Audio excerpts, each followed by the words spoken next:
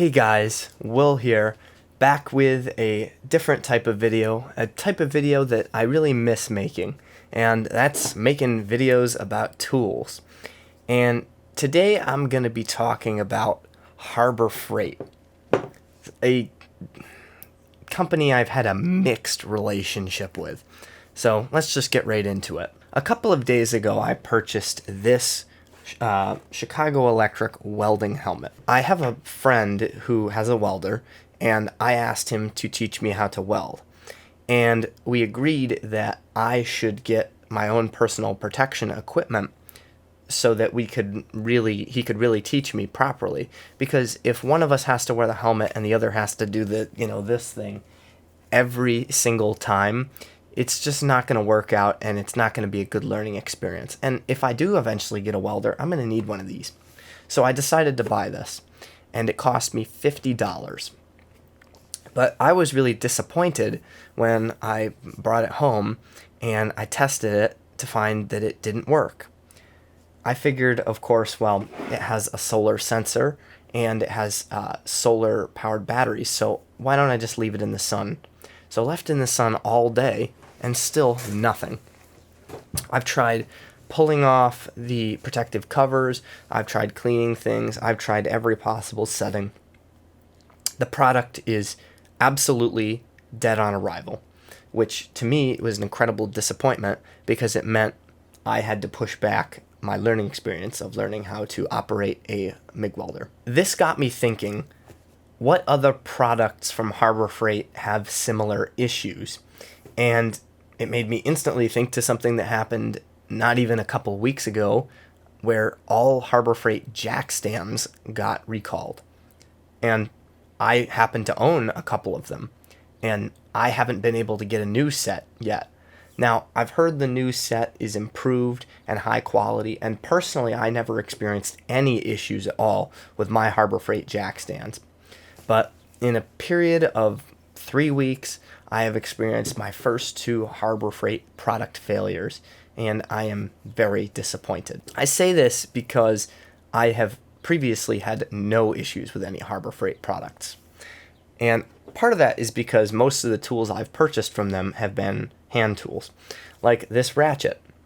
I was working on my crappy Chevy Tracker, and my sockets were good, but my ratchet was not, so I went and picked up a new ratchet. And I didn't even realize it was a composite ratchet until my friend beat the absolute crap out of it. But it still works, even in its current condition. It still works. I've also got this big 1/2-inch ratchet that has a little secret. I mean, that's pretty cool. That's a great thing to have. And I think maybe this was $20. This was probably only 15 because it's composite. But these tools are both actually pretty good. And most of the other Harbor Freight tools I've owned have been pretty good.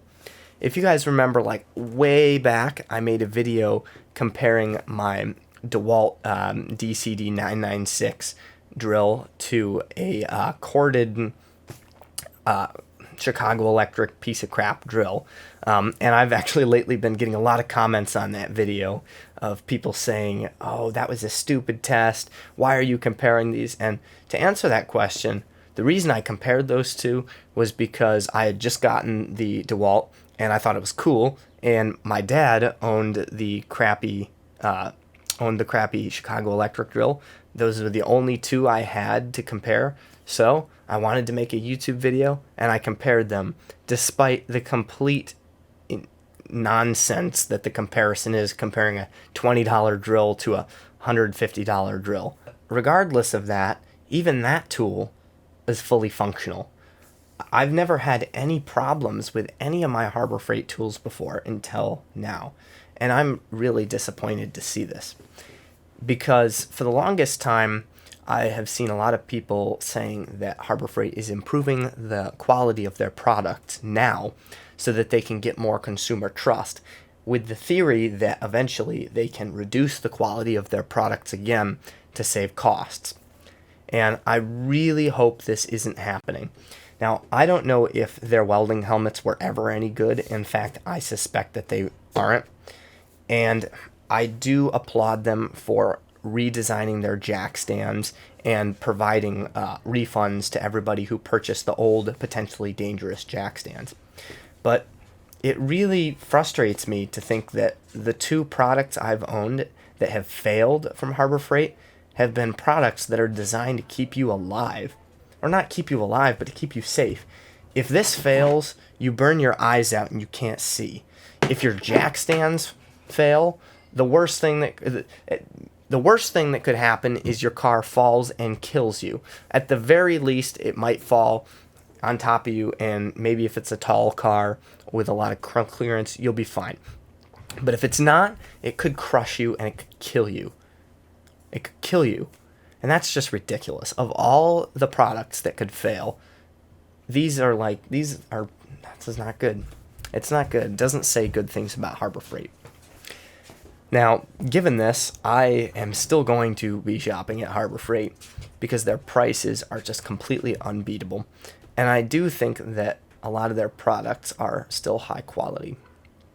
But I will give you a piece of caution. Don't buy personal protective equipment from Harbor Freight. It's not safe. You will not be safe if you purchase this equipment. Now, of course, they might find that there's a problem with this helmet and recall it.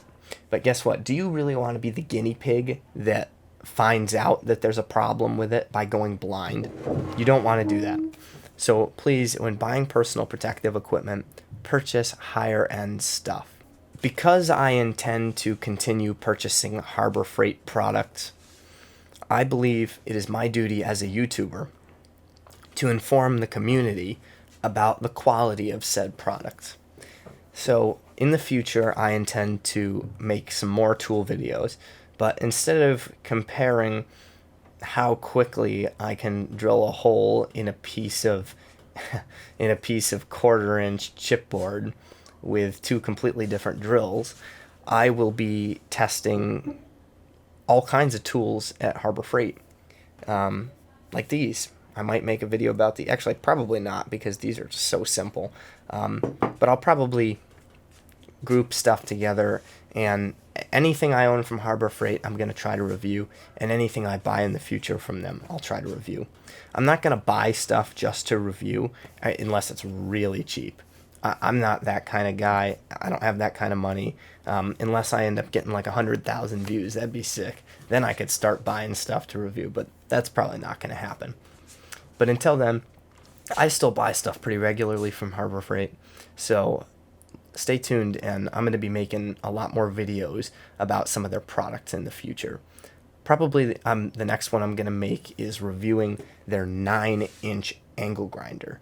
The Harbor Freight Chicago Electric 9-inch angle grinder. Usually, Harbor Freight power tools are pretty crappy, but it's really cheap, so I'm going to buy one and tell you if it's junk or not. Please subscribe and drop a like on this video, and throw a comment down in the description. No, not the description, the comment section. I will leave a comment in the description. I probably won't. I never leave descriptions, but you guys get the idea. Peace out.